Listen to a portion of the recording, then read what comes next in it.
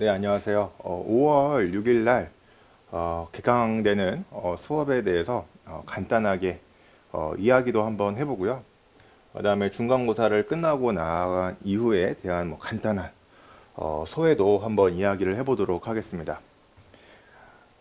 일단 기본적으로 어, 저희가 이제 중간고사가 끝나고 나서 그에 대한 피드백이 진행이 되어야 합니다.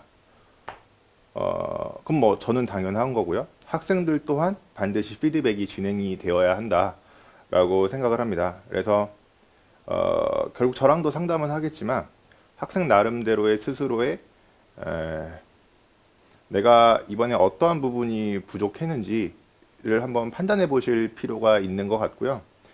어, 이런 이야기는 꼭 드리고 싶어요. 어쨌든 저희가 그런 어떤 결과라는 거는 실력이 절대로 다가 아닙니다. 항상 이런 운이라는 요소가 반드시 요구가 되니까요.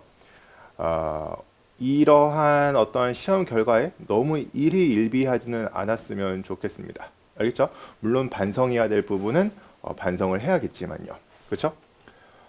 어, 우선 제가 이제 컨텐츠에 진심을 다하겠다라고 이야기를 했는데요. 저는 일단 기본적으로 이런 생각이 있어요. 그러니까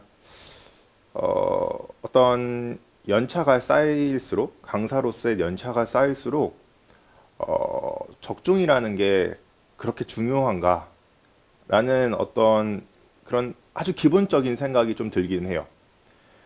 이게 어떤 이야기냐면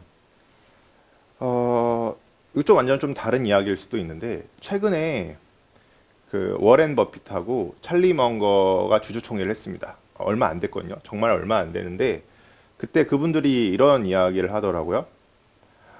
자기들도 단기적인 예측은 할 수가 없다고요. 그러한 그룹분들이. 근데 제가 조금 더 마음에 와닿던 거는 그 부분보다는 인간들은 사후적으로 자신의 예측이 맞았다라고 이야기하는 걸 즐긴다는 겁니다.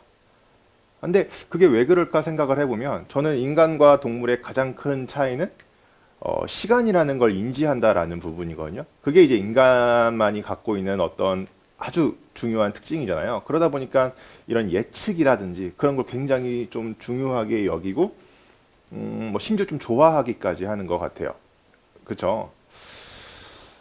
물론 조금 상황은 다릅니다. 왜냐하면 저희는 어떤 내신이라는 거는 그래도 현재까지 교육 과정이 바뀌지 않은 상황에서 좀 오래 지속됐고 그다음에 여기 지역에서 5년에서 7년 동안 어느 정도 학교쌤이 이용되었던 시중 문제집이 뭔지도 알고 나왔던 패턴 이런 것들이 분명히 존재하기는 합니다.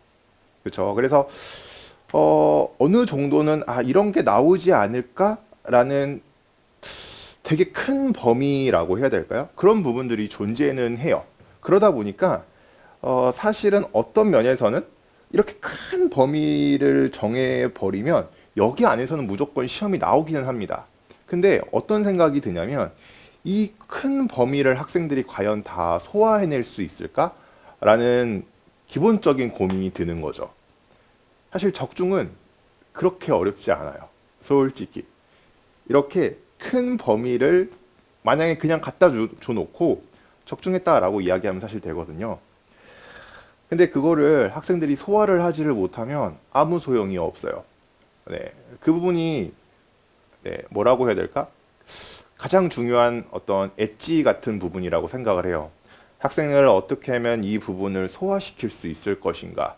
그게 이제 가장 중요한 게 아닐까? 한 번 더 좀 생각을 했던 것 같아요.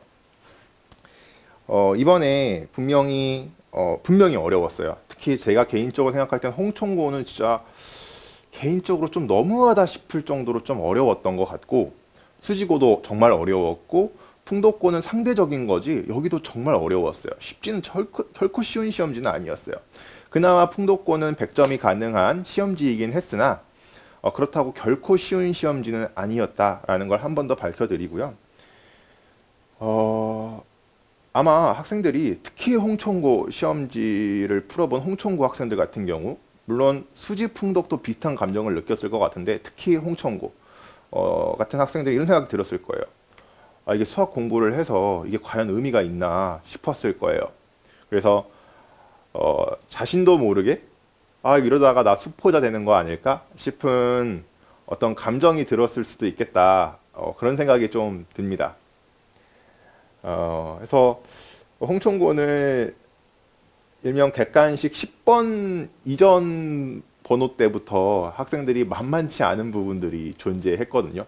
그래서 굉장히 어렵게 느꼈을 것이다 라고 저도 생각을 합니다. 그래서 어, 그러니까 제가 사실 좀 개인적으로 좀 신경 쓰이는 학생은 좀 어떤 학생들이냐면, 예를 들어서 저희 반에도 홍총고에서 90점 중반대 점수가 나온 학생이 있어요.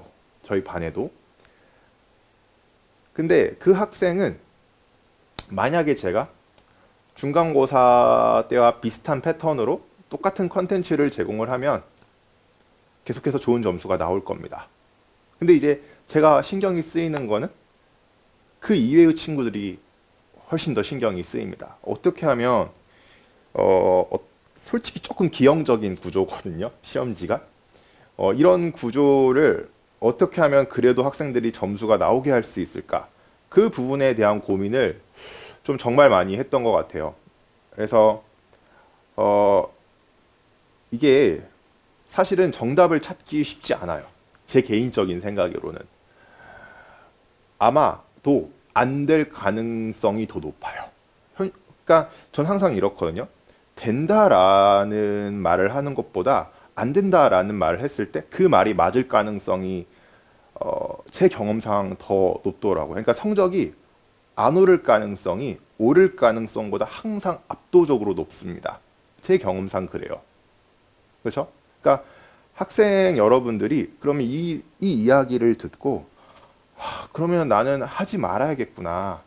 좀 그런 생각은 하지 않았으면 좋겠어요. 저는 이게 힘들더라도 이게 잘 안 될 것 같다라고 할지라도 정말 치열하게 어떻게든 극복하고 정답을 찾으려고 노력하는 거. 그것도 분명히 어떤 삶에 있어서 굉장히 중요한 태도다라고 생각을 하거든요.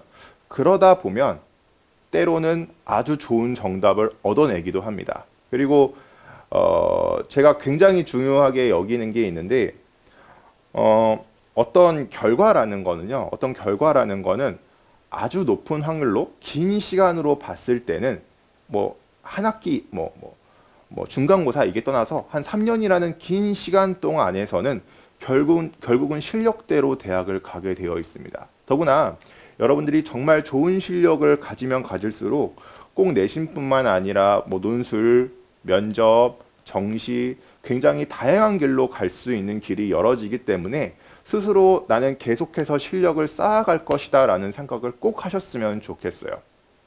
오늘 성적이 안 나오고 우리 학교가 시험이 조금 특이한 구조로 나와서 시험이 안 나왔다라고 할지라도 제가 작년에 고3 학생들 가르쳤었거든요. 면접으로 해서 카이스트 학생 2명 붙었어요. 당연히 논술로도 많이 갔고요. 제가 그걸 보면서 수지 지역은 정말 기본적으로 공부를 잘한다. 학생들이 굉장히 똑똑하다라는 걸 느꼈거든요. 그렇기 때문에 여러분들이 설령 내신이 조금 미끄러진다라고 할지라도 결국 내가 기본적인 실력만 잘 쌓아 나가기만 한다라면 결국 나는 좋은 대학을 갈 수 있을 것이다. 라는 스스로의 믿음을 갖고 정말 꾸준히 학습을 하는 태도를 꼭 가지셨으면 좋겠어요. 물론 저 개인적으로는 어떻게든 여러분들이 좀 효율적으로 학습할 수 있도록 더 정비해서 제공을 할 거예요. 쌤이 오늘 아침에도 계속해서 책을 만들고 왔거든요. 그래서 어떻게 하면 내가 가르치는 학생들이 이번에 생각보다 좋지 않은 결과를 냈던 친구들이 어떻게 하면 더 좋은 결과를 낼 수 있을까를 고민을 할 거예요. 물론 좋은 결과를 낸 친구들이 더 많아요. 그렇기는 하지만 그 친구들은 그냥 똑같은 자료 주면 똑같은 결과가 나오겠죠? 근데 안 그런 친구들은 아닐 거 아니에요. 그렇죠? 그래서 그 친구들조차도 꼭 계속해서 더 좋은 결과를 낼 수 있도록 쌤도 더 발전된 자료, 더 정돈된 자료를 여러분들한테 제공할 수 있도록 할 테니까 여러분 절대 자신감 잃지 마시고 특히 그 세 개 학교 물론 다른 학교 학생들도 열심히 하셔야겠지만 그 친구들한테 감히 말을 못할 겁니다. 그 친구들 정말 우울할 테니까 옆에 가시면 응원해 주세요. 물론 뭐 신봉거라든지 서원이라든지 뭐 성복 뭐 각종 다른 수지 지역 학교 학생들도 점수가 안 나왔다라고 하면 너무 또 막 불안해하지 마시고, 우리 이번 중간고사 시험이 좀 어려웠으면 기말고사 시험이 어려울 가능성이 훨씬 높으니까 항상 기회가 열려 있습니다. 물론 수지, 풍독, 홍천은 확률적으로 조금 더 기회가 열려 있을 가능성이 높겠죠. 그러니까 절대 포기하지 마시고 항상 기회가 열려 있다라는 생각으로 학습하셨으면 좋겠습니다. 그러면 일단 본격적으로 이제 5월 6일 날부터 어떻게 진행되는지 간단하게 이야기를 하고요. 중간고사 때랑은 어떤 부분이 조금 다르게 진행될지 그 부분에 대해서 좀 차근차근 이야기를 해보는 시간을 가져보도록 하겠습니다. 자, 내신 1등급 커리큘럼 5월 6일 날 되는 것을 이제 이야기를 드릴 건데, 다음 장에 하나하나 조금씩 다 소개를 드리겠지만, 큰 맥락에서 보면 중간고사 때와 다른 건 크게 두 가지라고 생각을 하시면 될 것 같아요. 하나는 몰입이라는 게 좀 추가가 됐어요. 여러분도 아시겠지만 방학과 중간고사 때는 텀이 굉장히 거의 없었지만 지금 기말고사는 방학 때하고 텀이 어느 정도 있습니다. 그래서 여러분들이 많이 잊어버렸을 가능성이 있어요. 어떤 핵심적인 개념이나 좀 지역적인 개념, 내신에서 나오는 어떤 지역적인 개념 같은 걸 잃어버렸을 가능성이 높거든요. 그래서 그거를 좀 빠르게 한번 확인해보는, 한 3일에 걸쳐서 좀 빨리 확인해보는, 4일이 조금 걸릴 수도 있어요. 그래서 어쨌든 3일에서 4일 정도 저희가 시간을 써서 복습하고 맛보는 시간을 가질 거예요. 그렇다고 해서 아시겠지만, 제 수업을 듣는 학생은 아시겠지만 개념 학습이 꼼꼼하게 안 되어 있고 어느 정도 충분한 상에 대한 어떤 센 레벨 2 정도 되는 수준에 대한 문항들을 꼼꼼하게 애초에 학습하지 않은 학생들은 제 수업을 따라오기는 조금 쉽지 않을 수 있어요. 그렇죠? 그래서 이건 말 그대로 복습이니까요. 어느 정도 학습이 되어 있는 학생들을 전제로 해서 복습이 진행된다라고 생각을 하시면 돼요. 그래서 또 오해하시면 안 돼요. 네. 그래서 제 수업을 모두가 다 들어도 된다라고 저는 결코 생각하지는 않습니다. 그리고 이제 파이널인데, 이번에 좀 파이널 때 한 1주 남겨놓고, 제가 어떤 수업보다는 좀 정리하는 시간을 갖게끔 하려고 했었는데요. 이번 기말고사는 조금 빨리 당겨서 지금 여기 보면 4일이 잡혀 있거든요. 4일이 잡혀 있는데, 2주 전쯤부터 해서 내용적인 부분은 다 끝내줄 생각이에요. 그래서 이 시험 2주 전부터는 학생들이 사실 자꾸 다른 과목 공부하느라고 수학에 대한 감을 많이 놓는 경우가 많거든요. 그래서 이때부터는 제가 정말 짧게 수업하고, 특히 제일 중요한